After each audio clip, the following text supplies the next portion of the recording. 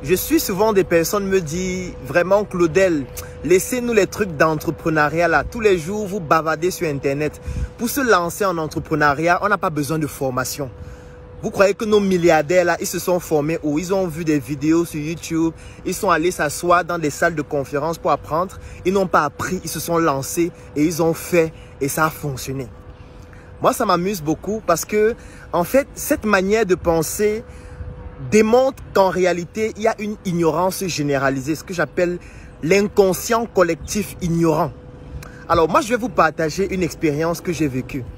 C'est une expérience que j'ai vécue en réalité dans des tontines. Parce que ce qu'il faut savoir, c'est qu'il existe deux générations. La première génération, ce sont des personnes qui n'ont pas connu Internet. C'est des personnes qui ont vécu à une époque où Internet n'était pas encore généralisé, comme c'est le cas actuellement. Ça, c'est la première génération de ces personnes-là. Et dans cette génération, nous avons la plupart de nos milliardaires dans notre environnement qui n'ont pas connu l'époque Internet, qui ont grandi à l'époque du fax, qui ont grandi à l'époque du téléphone. Il n'y avait pas encore de smartphone, il n'y avait pas encore la possibilité d'avoir une transmission d'informations aussi rapide comme c'est le cas actuellement. La deuxième génération de personnes, c'est les personnes qui ont connu l'époque d'Internet, les révolutions informatiques. Et entre ces deux catégories de personnes, il y a une fracture. Parce que la première catégorie a créé en fait ce qu'on appelle le culte du secret. Le culte du secret signifie quoi? Signifie que lorsqu'on a une information stratégique, cette information ne doit pas circuler. Pourquoi? Parce qu'avant, les informations ne circulaient pas.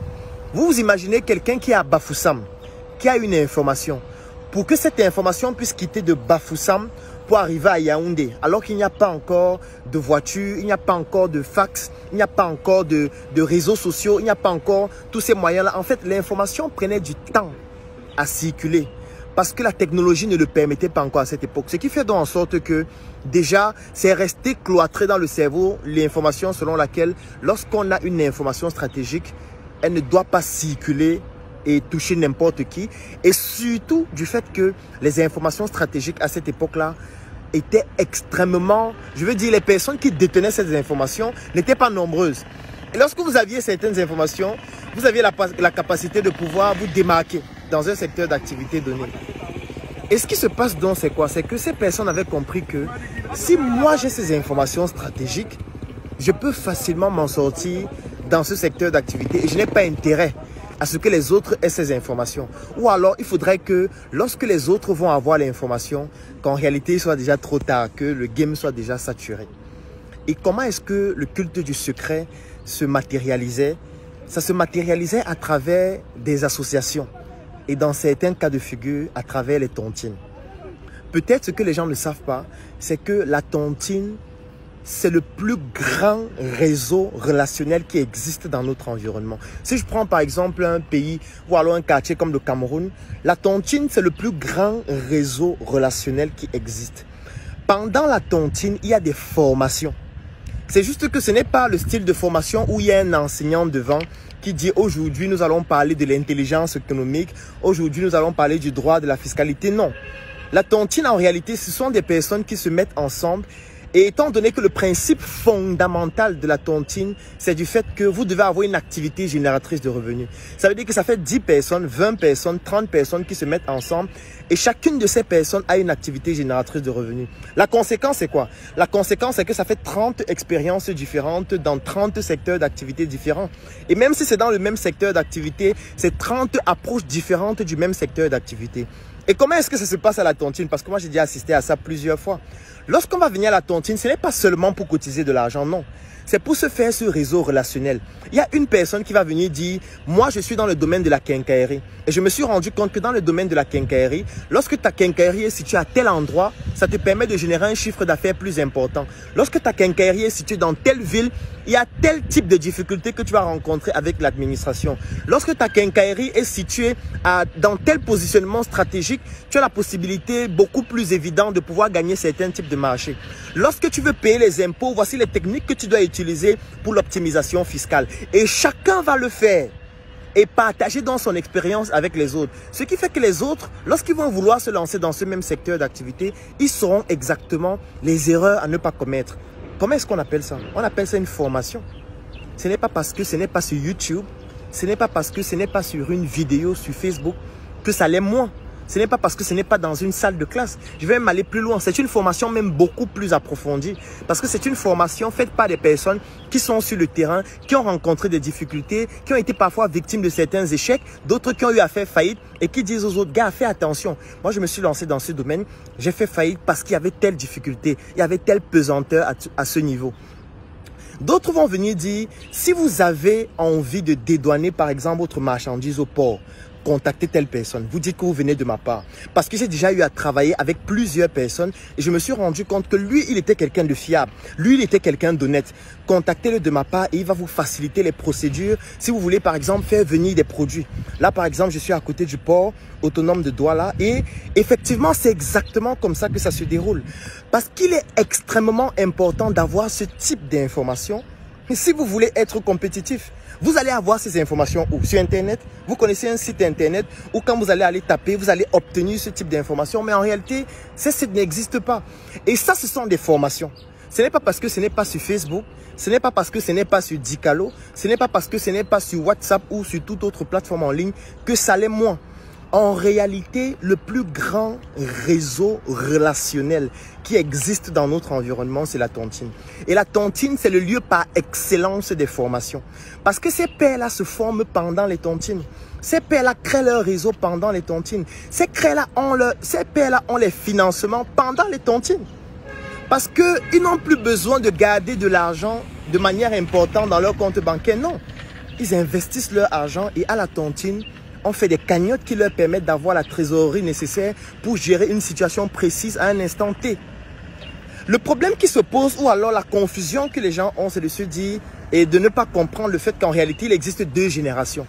Il y a une génération qui a grandi sans Internet, qui a développé ce que j'appelle le culte du secret. Le culte du secret, c'est du fait que les informations sont restreintes dans une communauté, dans une entité, dans une tontine même parfois, ou entre un groupe de personnes. Et aujourd'hui, une nouvelle génération où l'information est une commodité. Parce qu'aujourd'hui, je fais cette vidéo et en quelques minutes, quelqu'un qui est aux États-Unis a accès aux mêmes informations que je viens de transmettre depuis le port autonome de Douala. C'est la révolution technologique qui est dans une, je vais dire, c'est une révolution carrément. Parce que ceux d'avant n'avaient pas accès à ce même type d'outils. C'est de ça qu'il s'agit. Donc, il ne faut pas penser que ceux d'avant ne se formaient pas. Ça, c'est être fou. Il ne faut pas le penser.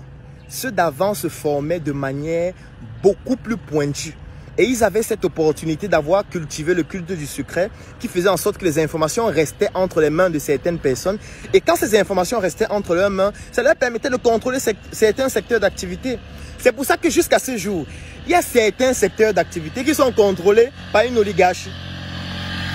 Effectivement, il y a certains secteurs d'activité où vous ne pouvez pas y accéder si vous n'êtes pas dans certaines tontines.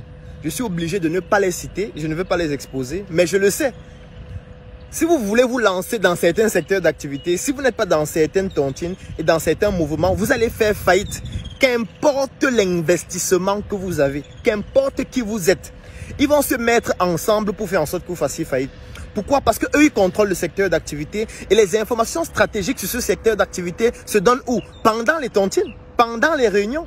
Si vous n'êtes pas dans ces réunions, vous allez avoir ces informations comment? Vous ne pourriez pas avoir ces informations, que ce soit en ce qui concerne le circuit de distribution, que ce soit en ce qui concerne l'importation du produit. Ne croyez pas que vous allez vous lever un matin et dire, bon, ok, à partir d'aujourd'hui, je vais importer le riz et je vais commencer à vendre. Vous croyez que vous êtes le seul à penser à ça? Vous croyez que ceux qui le faisaient avant sont contents que vous veniez aujourd'hui et dire que j'ai des milliards, je vais importer le riz et commencer à vendre? Non. Il y a un circuit de distribution qui existe déjà et les autres ne voudraient pas que vous puissiez entrer dans ce circuit. Et ce qui va se passer, c'est quoi? C'est que vous allez par exemple aller vous inscrire au registre des importateurs de riz par exemple et eux, ils vont être notifiés du fait qu'il y a un nouvel acteur qui vient sur le marché. D'où vient-il? Qui sont ses soutiens? Quel est son pouvoir économique? Et s'ils se rendent compte qu'ils ne vous contrôlent pas, en fait, ils vont vous barrer la voie. Et les informations, pareil, ne seront pas dans une vidéo sur Facebook, ne seront pas dans une vidéo sur YouTube. Ces informations seront dans le culte du secret entre un certain type de personnes, ce que j'appelle une oligarchie. Nos pères d'avant se formaient beaucoup plus que nous. Parce qu'eux, ils ne se formaient pas avec la théorie. Ils ne se formaient pas avec les livres. Ils ne se formaient pas avec les articles de personnes qui ne se sont jamais lancées dans un secteur. Ils se mettaient ensemble entre personnes qui sont en train d'effectuer une activité, qui se sont lancées dans un secteur d'activité, qui sont en train d'échouer ou qui sont en train de réussir dans un domaine donné et qui viennent donc ramener les informations du terrain, les informations pratiques, les informations de personnes qui sont en train d'exercer pour qu'ensemble, ils puissent avancer de manière plus efficace avec des informations qui sont fiables. Parce que toi qui es là, qu'il y ait un livre, qu'il y ait un document, tu n'es pas en train d'avoir des informations fiables parce que ce document, il est biaisé. Les informations à l'intérieur parfois sont génériques ou alors parfois sont théoriques tout simplement. Et ce qui fait en sorte que ça ne te permet pas de comprendre exactement ce qui se passe sur le terrain. Vous imaginez 50 personnes qui font la quincaillerie dans 50 villes différentes et qui se retrouvent dans une tontine, ou alors qui font la quincaillerie dans une même ville, mais dont leurs quincailleries sont dans 50 quartiers différents. Vous imaginez le type d'informations stratégiques qui se partagent pendant ce type de réunion, pendant ce type de tontine. Mais c'est extraordinaire. Moi, je vais vous prendre un exemple avec un peuple de l'ouest du Cameroun. Je ne vais pas les citer pour ne pas les stigmatiser. En fait, comment est-ce qu'eux, ils fonctionnent avec les tontines? Avec les tontines, qu'est-ce qu'ils font? Il y a par exemple un de ces ressortissants qui va venir dans la ville de Yaoundé. Il va ouvrir une quincaillerie.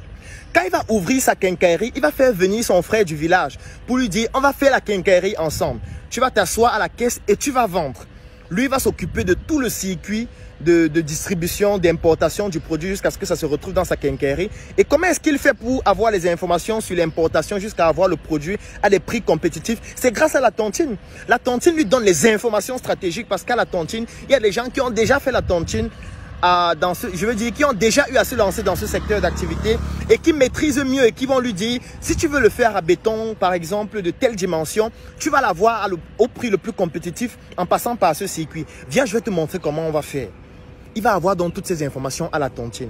Il va avoir la trésorerie à la tontine pour pouvoir le faire. C'est comme ça qu'il va donc alimenter son fonds de roulement. Fonds de roulement qui va permettre tout naturellement de pouvoir investir et de pouvoir avoir les produits. Son petit qui vient du village va donc travailler à la quincaillerie. Il va vendre, il va vendre, il va vendre. En vendant, ça va lui permettre de comprendre quel est le besoin des clients. Comment est-ce que le consommateur se comporte? Il va essayer de voir dans ce quartier quel est le type de produit que les gens aiment le plus. Et dès qu'on va identifier ces principaux produits, la deuxième étape c'est quoi? C'est que le responsable de la quincaillerie qu'il a fait venir du village va lui donner un petit fonds de roulement pour qu'il commence à vendre certains produits de manière ambulante. C'est-à-dire qu'il va se balader maintenant, il vend des produits, il prend à la boutique, il va, il vend. Et il ne vend pas n'importe quel produit parce que les produits qu'il vend découlent des informations stratégiques qu'il a eues à la boutique et à la tontine. Parce qu'ils ont eu des formations à la tontine de personnes étant qualifiées dans ce domaine, qui sont dans les quincailleries depuis 20 ans, 30 ans, 40 ans, qui leur disent, voilà comment tu vas vendre. Voilà les endroits où tu vas aller te balader. Voilà le type de produit que tu dois vendre. Voilà combien tu dois vendre. Voilà comment tu vas t'approvisionner. On appelle ça comment? Ce n'est pas une formation. C'est parce que ce n'est pas sur Facebook que vous croyez que ça l'est moins. Lui, il va donc se balader, il va vendre les produits. Il va vendre, il va vendre, il va vendre, il va vendre. Lorsqu'il va atteindre un certain chiffre d'affaires et qu'il aura déjà un certain niveau, le responsable de la quincaillerie qu'il a fait venir du village va lui dire, ok, voici maintenant ce qu'on va faire. On va aller à la tontine, je vais prendre un fonds de roulement qui va te permettre d'ouvrir ta quincaillerie. Étant donné que tu as déjà toutes les informations stratégiques du domaine d'activité et que tu connais déjà tout le circuit d'approvisionnement, étant donné que toi aussi tu as la tontine, tu vas donc prendre ce fonds de roulement pour ouvrir ta propre quincaillerie. Il va donc ouvrir sa quincaillerie dans un autre endroit stratégique. Parfois, il va s'approvisionner dans le même canal de distribution, ce qui permet à ceux qui contrôlent le canal, qui en réalité sont toujours eux, d'être plus puissants. Et enfin, la troisième condition, c'est que tu vas faire venir quelqu'un d'autre du village. Parce que moi, comme j'étais parrainé, il faut que tu fasses aussi venir un autre du village, que tu vas parrainer de la même façon. C'est comme ça qu'il va faire venir une autre personne du village qui va intégrer la tontine, qui va bénéficier de toutes ces formations pendant la tontine et qui va donc réussir aussi à se développer dans ce secteur d'activité. C'est comme ça que en 1 an, en 2 ans, en 3 ans, on aura fait venir 10, 15, 20 personnes du village qui vont s'installer en ville, qui vont construire leur maison, qui vont parfois même aller plus loin jusqu'à avoir tout un quartier. Parce que parfois, ce qu'ils font, c'est d'avoir tout un quartier. De se dire, ok, on va s'installer dans ce quartier. Toi, tu construis ta maison ici. J'ai déjà acheté 2 hectares de terrain. Tu vas acheter aussi pour toi à côté. On va se mettre ensemble et puis on va construire nos maisons ici. On va vivre ici. Ça va devenir notre base. Imaginez-vous maintenant que vous n'êtes pas dans ce circuit. Vous n'êtes pas dans ce réseau. Vous ne comprenez rien de ce qui est en train de se passer là. Et vous voyez juste les quincailleries ouvertes. Et vous vous dites, ok, quand j'ai épargné 100 millions, je vais me lancer dans la quincaillerie. C'est que vous allez faire faillite, hein, mon frère. Si vous n'êtes pas dans ce circuit, si vous n'êtes pas dans ce cercle d'influence, si vous n'êtes pas dans ce réseau, si vous n'êtes pas dans cette tontine, si vous n'êtes pas en contact avec ces personnes, vous allez faire faillite. Vous allez aller commander vos produits, ça va arriver au port. Moi, je sais comment ça va se passer. Vous allez vouloir distribuer vos produits. Moi, je sais comment ça va se passer. Vous allez être heurté à une oligarchie qui contrôle tout le secteur d'activité et vous ne pourriez pas vous en sortir, qu'importe le budget dont vous disposez. Et vous croyez qu'on appelle ça comment? C'est une sorte de cartel. Cartel dans lequel il y a des formations pointues dans ce secteur d'activité. Mais ces formations ne sont pas sur Internet, ne sont pas sur Google, ne sont pas sur YouTube, ne sont pas sur Facebook. Et ce n'est pas parce que ce n'est pas en ligne que ça l'est moins. Donc, quand quelqu'un me dit qu'on peut réussir en entrepreneuriat sans se former, je me dis, soit c'est quelqu'un qui n'a jamais entrepris quelque chose et c'est parce qu'il n'a pas encore perdu de l'argent. Parce que c'est lorsque vous allez investir de l'argent, vous allez perdre une fois, perdre deux fois, perdre 3 fois. Quand vous allez aller en cellule, on va vous déférer un jour avec un mandat de dépôt parce que vous n'avez pas pu assumer vos engagements. Peut-être c'est le jour-là où vous allez comprendre que, hey, peut-être il y a des informations que je n'ai pas. Peut-être il y a des données sur le marché que je n'ai pas. Et c'est là où vous allez comprendre l'importance de la formation. La formation, ce n'est pas seulement le fait de s'asseoir en classe. Il y a un professeur d'économie devant qui raconte sa vie. La formation, ce n'est pas seulement le fait de regarder les vidéos sur Internet, non. La formation, c'est aussi le fait d'être dans un cercle où il y a des personnes qui ont des compétences dans un domaine et que chaque fois que vous vous rencontrez, même si c'est en buvant une bière, même si c'est en discutant, même si c'est en mangeant, ces personnes transmettent des informations stratégiques qui viennent du terrain. Ça, c'est une formation. Il est impossible de réussir en entrepreneuriat sans se former. Mais sauf que ne mettez pas dans votre tête que la formation, c'est seulement les textes. La formation, c'est seulement lire des livres. La formation, c'est seulement écouter des vidéos. Non. La formation, c'est aussi être dans une tontine. La formation, c'est aussi rencontrer quelqu'un qui est dans un secteur d'activité qui va vous apprendre comment faire. La formation, c'est aussi aller sur le terrain, faire et échouer. Cet échec va vous apprendre quelque chose. Mais le problème, c'est que si vous voulez seulement échouer pour apprendre, vous allez perdre tout votre argent. Il faut pouvoir aussi apprendre de l'échec des autres. C'est pour ça qu'il faut être dans un cercle où il y a des gens qui essayent, qui échouent et qui vous partagent leur échec. Parce que si 10 personnes vous partagent leur échec, ça vous évite de commettre les mêmes échecs. Et ça vous permet d'être beaucoup plus informé, c'est-à-dire plus formé. Parce que si vous êtes informé, ça veut dire que vous êtes formé d'une information. Et ça vous permet d'être beaucoup plus prudent dans le type d'investissement que vous voulez faire. Dont la formation, elle est fondamentale, sauf qu'elle est multiforme, parce qu'il y a plusieurs formes de formation. Utilisez toutes les formes possibles d'information et arrêtez de croire que ceux qui ont réussi, ceux qui ont gagné beaucoup d'argent, ceux qui sont milliardaires ne se forment pas. C'est que c'est vous qui êtes cons, parce que vous ne comprenez pas qu'en fait, ils ne sont pas de la même génération que vous, ils ne sont pas de la même ère que vous, et ils ne se forment pas en utilisant les mêmes canaux que vous et moi. On m'a raconté très récemment une histoire particulière et c'est pour ça que je trouve dommage qu'on ne nous raconte pas l'histoire des héros et des milliardaires de notre environnement. Je ne peux pas citer son nom, mais je vais vous donner une information. Est-ce que vous savez qu'il y a des milliardaires dans notre pays qui n'utilisent pas les smartphones? Ça veut dire qu'ils n'ont pas de téléphone qui se connecte à Internet, ou ils vont aller sur les réseaux sociaux, etc. Non. Ils ont un téléphone qui n'a pas de contact. C'est que dans leur téléphone, il n'y a pas l'application contact avec les numéros de téléphone. Dans leur téléphone, il n'y a pas d'appel entrant, d'appel sortant, d'appel en absence. Ce sont les options qu'il n'y a pas dans leur téléphone.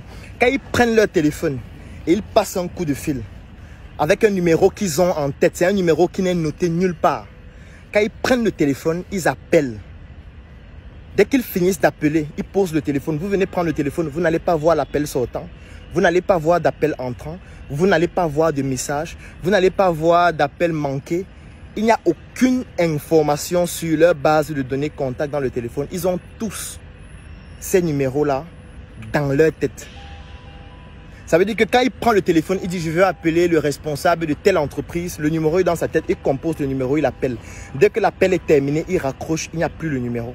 Donc même si vous volez son téléphone, en fait, ça ne sert à rien. Lui ne veut pas être connecté sur Internet parce que son Internet, c'est la tontine. Son Internet, c'est son réseau relationnel. Son Internet, ce sont les personnes qui sont dans ce secteur d'activité-là et qui lui permettent d'avoir des informations du terrain. Ce ne sont pas des bavards qui se baladent en ligne, qui racontent des choses qu'ils ne comprennent pas, qui lui racontent des informations du terrain.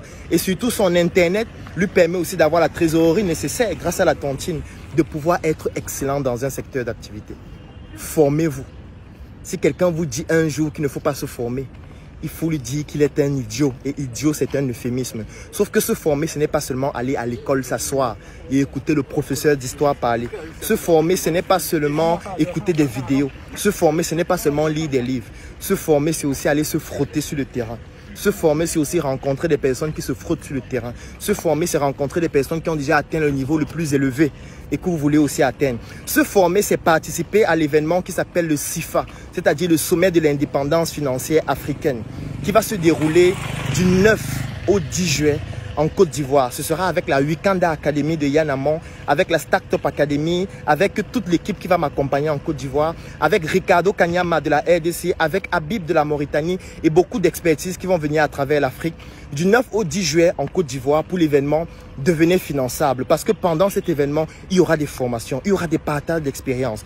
Donc si vous voulez participer à cet événement incroyable, ou alors si vous êtes dans un autre pays et vous voulez bénéficier de cet événement en ligne, sur le terrain, avoir des supports, discuter avec les orateurs, écrivez en commentaire, je souhaite participer au CIFA, ou alors cliquez sur le lien qui est dans la description de cette vidéo. À partir d'aujourd'hui, formez-vous comme si votre vie en dépendait. Portez-vous bien.